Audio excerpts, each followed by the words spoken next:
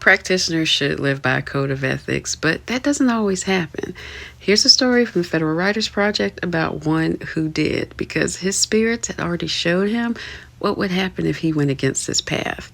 So the following story is from a man named H.B. Pappy Holloway from Arkansas about a practitioner named Kane Robinson. Now, he tells the story, my wife was sick down and couldn't do nothing. Someone got to telling her about Kane Robinson. Kane Robinson was a hoodoo practitioner in Georgia. There wasn't nothing Kane couldn't do. She says, go and see Kane and have him come up here. I says, there ain't no use to send for Kane. Kane ain't coming up here because they say he's a two-headed N-word. They called all the hoodoo men two-headed N-words then. I don't know why they called them two-head. And, he knows the white folks will put him in jail if he comes to town. But she says, you go and get him.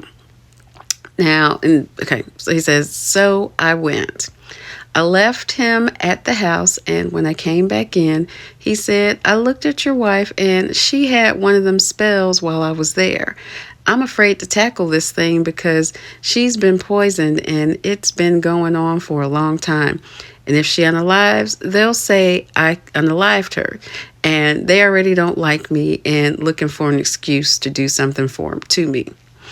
My wife overheard him and says, you go on, you got to do something. So he made me go to town and get a pint of corn whiskey. When I brought it back, he drank half of it in one gulp, and I started to knock him down. I thought he'd get drunk with my wife lying right there sick. Then he said, I'll have to see your wife's stomach. Then he scratched it and put 3 little horns on the places that he scratched.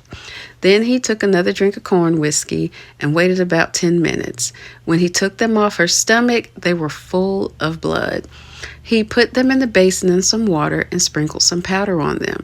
And in about 10 minutes more, he made me get them, and they were full of clear water. And there was a lot of little things that looked like wiggly tails swimming around in them. He told me when my wife got well to walk in a certain direction, a certain distance, and the woman that caused all the trouble would come to my house and start to fuss with me.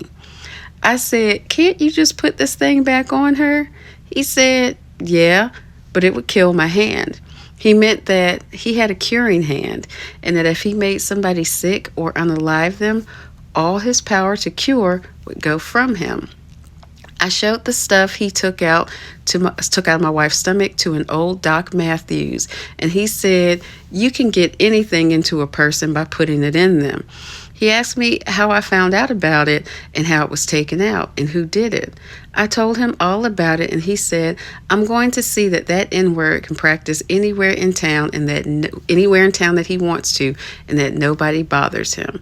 And he did. So the man was able to come back into town and practice because he had some true spiritual power.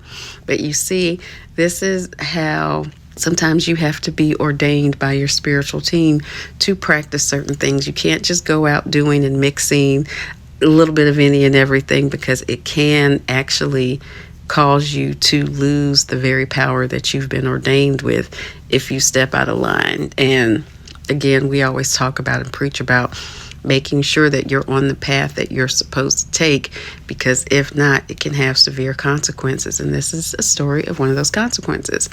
Either way, let me know what you guys think about this in the comments.